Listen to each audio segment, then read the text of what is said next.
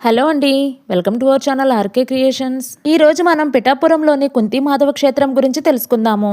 పంచమాధవ క్షేత్రాల్లో ఈ కుంతి మాధవ స్వామి క్షేత్రం ఒకటి. మిగిలిన 4 మాధవ క్షేత్రాలైన శ్రీ బిందు మాధవ స్వామి క్షేత్రం కాశీలోను, శ్రీ వేణుమాధవ స్వామి క్షేత్రం ప్రయాగలోను, శ్రీ సేతు మాధవ స్వామి క్షేత్రం రామేశ్వరంలోను, శ్రీ సుందర మాధవ స్వామి కేరళలోనూ ఉంది. ఈ పంచమాధవ క్షేత్రాలను ఇంద్రుడు ఏకకాలంలో స్థాపన చేశాడు. ఆలయ కథా విశేషం ఏమిటంటే, ఇంద్రుడు వృత్తాసుర సంహారం చేసినప్పుడు బ్రహ్మహత్యాదోష నివారణ కోసం నారద మహర్షి యొక్క ఆదేశానుసారం పంచాత్మ స్వరూపుడైన విష్ణుమూర్తిని పంచమాధవులుగా ఏకకాలంలో స్థాపన చేశాడు. ఒక అసురుణ్ణి చంపితే బ్రహ్మహత్య పాతకం ఎలా చుట్టుకుంటుంది అనుకుంటున్నారా? ఈ వృత్తాసురుడు ప్రవృత్తి రీత్యా అసురుడు అయినప్పటికీ పుట్టుకతో బ్రాహ్మణుడు. పార్వతీదేవి యొక్క శాపంతో అసురుడు అయినాడు వృత్తాసురుడు.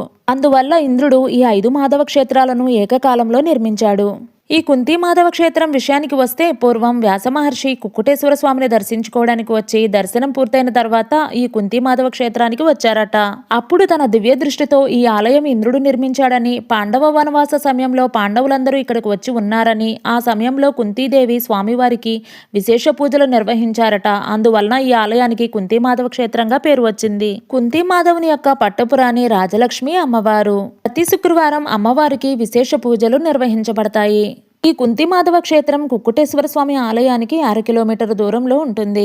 కూడా స్వామివారిని దర్శించి స్వామివారి యొక్క కృపా కటాక్షాలు పొందగలరు. ఇన్ని వీడియోల కోసం మా ఛానల్ను సబ్స్క్రైబ్ చేసుకోండి.